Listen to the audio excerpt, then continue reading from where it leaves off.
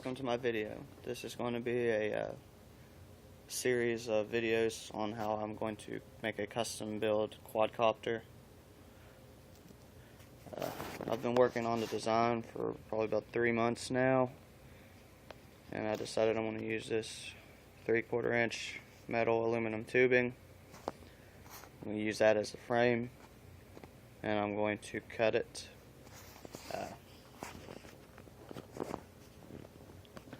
You're gonna have to excuse the mess. Kind of in the process of making this a good work area, but around we got like a bucket of parts and stuff that I've been collecting over the years. A couple projects there on the old Xbox.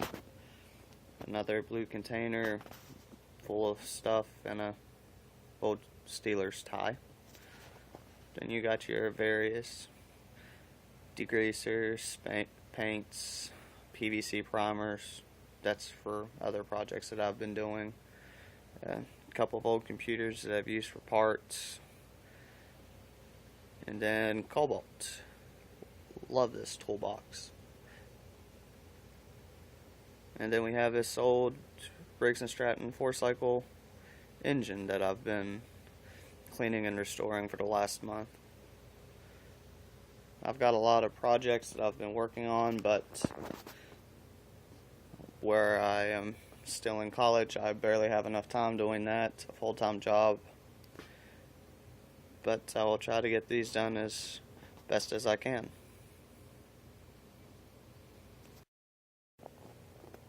Alright. It's a little hard to see, but because of the light that's overhead, making a little glare. But as you can see here, I've already made cuts where I'm going to make my insertions. Both of them are going to be the exact same cuts on both of them, with the exception of one. This one right here is going to be the main rod, and I've demonstrated that by the X there to make sure I don't cut it. Now this whole area on this one right here, it's going to be gone completely. So we're actually going to cut here, here, and here on this one, because we're going to be taking and putting it just like this here on the copter. And that's why the lines are lighting up. And as soon as I get this cut, I will be making another section of this. Alright, I just got done cutting the main parts for the frame using a basic hand hacksaw with a Lennox metal cutting blade and this small little vice grip. It seemed to do the job, but whenever I did this on these ends, it looks kind of rough and a little uneven on some places. So it needs to have an angle grinder or just a basic handheld grinder taken to it, so it'll smooth it out so it'll sit flush against this better.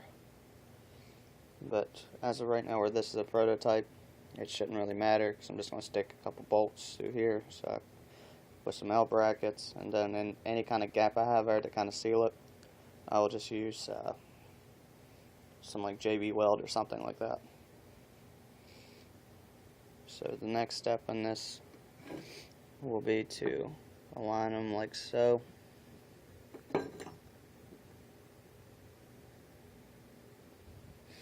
So now you can see the basic shape of it. And this thing's going to be roughly 23 inches long, so this is going to be a big one. But we're going to put L brackets here, here, here, and here. And we're going to send bolts in every direction, so that way it'll get a good hold to it, because I'm not the best welder in the world.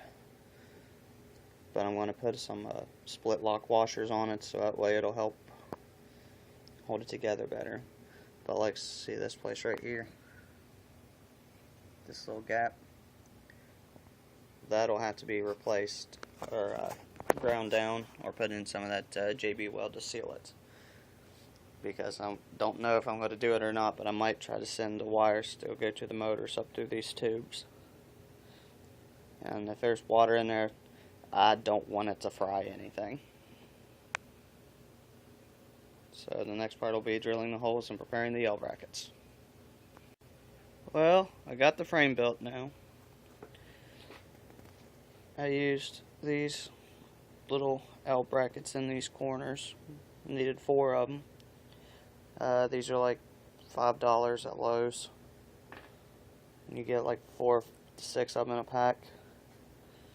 And then for the hardware to fasten them, I use these 7/32 by 1 inch screws and the nuts.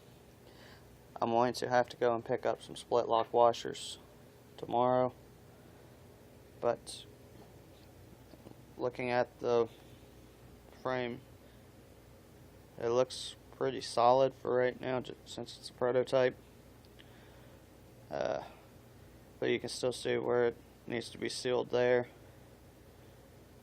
But I believe once I get the washers on there, get that sealed, then that'll make a good sturdy centerpiece for this frame.